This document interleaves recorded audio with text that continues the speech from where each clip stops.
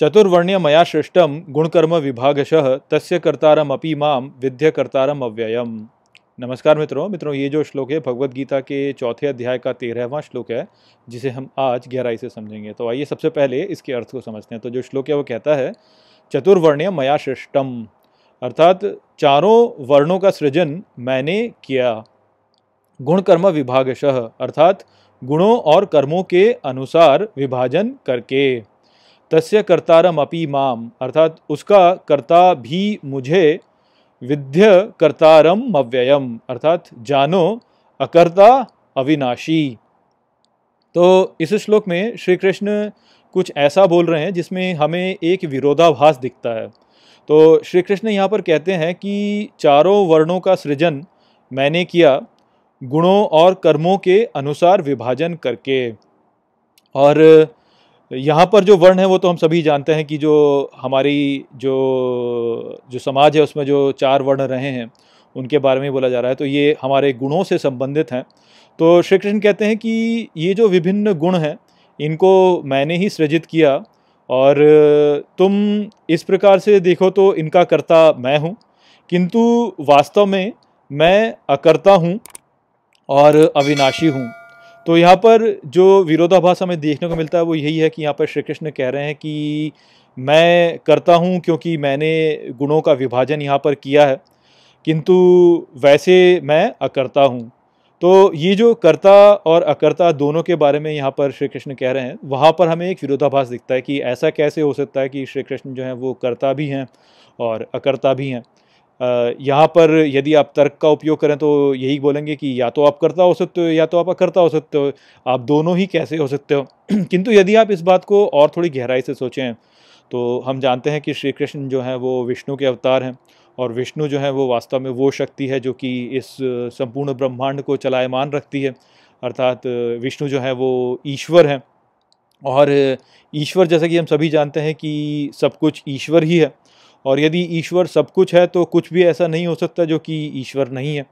और यदि हम इस रूप से देखें तो यदि ईश्वर करता है तो ईश्वर अकर्ता नहीं हो सकता, और यदि ईश्वर अकर्ता है तो ईश्वर कर्ता नहीं हो सकता। तो इस प्रकार से हम देख सकते हैं कि यदि ईश्वर सब कुछ है तो ईश्वर को कर्ता और अकर्ता दोनों ही होना पड़ेगा, तभी वास्तव में ये जो विचार है ये पूर्ण रूप से तार्किक हो पाएगा।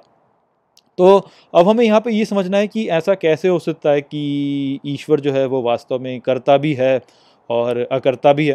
तो इसको समझने के लिए हम जो एक कुम्हार का पहिया होता है उससे समझ सकते हैं। तो यदि आप देखें तो जो कुम्हार का पहिया होता है वो घूम रहा होता है, और घूम रहा होता है किंतु अपने ही स्थान पर स्थित रहता है।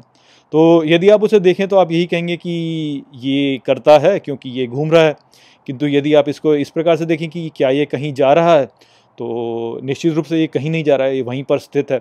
तो इस रूप से आप देखेंगे तो अकर्ता हो गया।